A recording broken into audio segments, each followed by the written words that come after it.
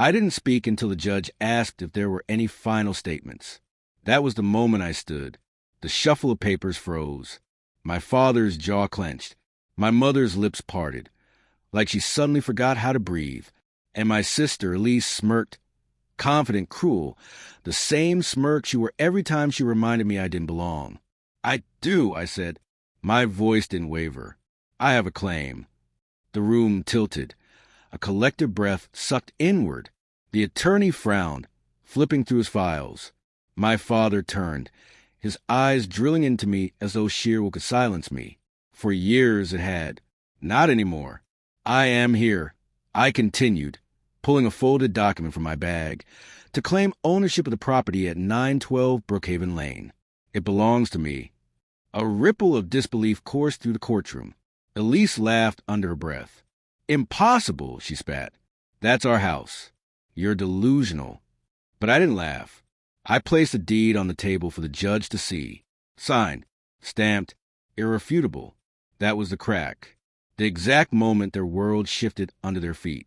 The illusion splintered. And the truth, my truth, swallowed them whole.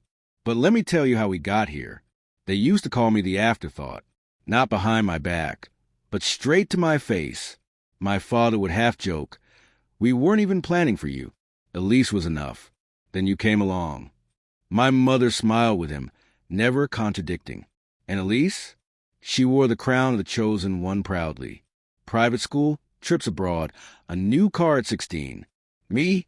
I earned every dollar washing dishes, folding laundry, tutoring kids whose parents valued them enough to pay for help. I didn't complain.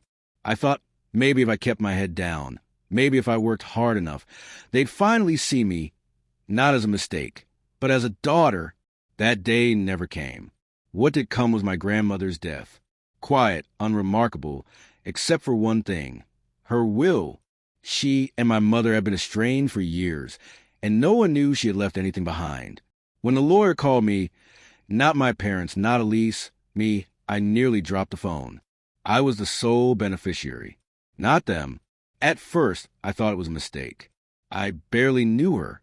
I had only met her a handful of times. But then I remembered something. I was 8 the last time I saw her, sitting on her porch. She handed me a necklace with a tiny brass key and said, "Someday you'll understand. You see more than they think you do." At 8, I didn't. At 27, I did. The inheritance wasn't just money. It was property, investments, documents. A foundation no one suspected.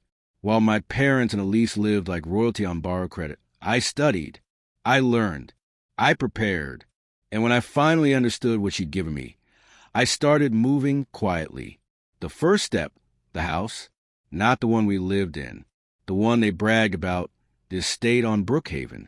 Through a trust, through careful paperwork, I secured it. While Elise posted photos by the pool, she had no idea the title had shifted hands. The second step, leverage. My father's business had been unraveling for years. Bad deals, questionable partners. My mother masked the cracks with credit cards, wine glasses clinking like nothing was wrong. Elise? She flaunted wealth that didn't exist, vacations on debt, gifts from boyfriends she discarded like tissue paper. I didn't need to sabotage them. I only needed to watch. And I did, patiently. They borrowed from friends, begged from banks, played rich while the walls caved in. And all the while, I stayed quiet, invisible. The charity case at family dinners. The one expected to clear plates, while Elise toasted to her bright future. Then came the bankruptcy hearing. The reckoning. They thought they could bluff their way through it, claim assets that no longer belonged to them. My father puffed his chest, declaring ownership like he always did, as if words could bend reality. That's when I stood. And when I laid the deed on the table, the silence that followed was sweeter than any applause.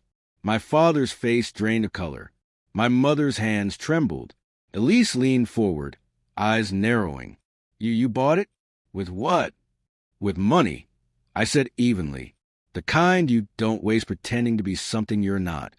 They didn't respond. They couldn't. Afterward, they avoided me. They whispered among themselves, scrambling for explanations that wouldn't come. Elise tried once. cornered me outside the courthouse, hissing, "You don't get to win. You don't belong here. You never did." I looked at her, really looked at her. The golden child, polished, spoiled, already cracking under the weight of her own lies. And I said, "That's where you're wrong. I always belonged. You just never noticed."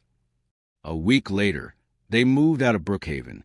No dramatic farewell, no fight, just shadows leaving at dawn, like ghosts unwilling to face daylight. The house? I didn't keep it.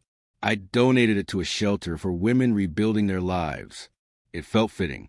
A place where people would finally be seen, not dismissed. The lease called once. Just once. Her voice was smaller than I'd ever heard it. "How did you do it?" "I paid attention," I said. "And I waited." Because sometimes revenge doesn't come with fire or fury. Sometimes it's silence. A signature on a deed. A locked door that used to be yours. And as I hung up the phone, I realized something. I didn't need their approval. I didn't crave their recognition. I had already won. They just didn't realize it until the moment I stood in court and said, "The owner of that house is me,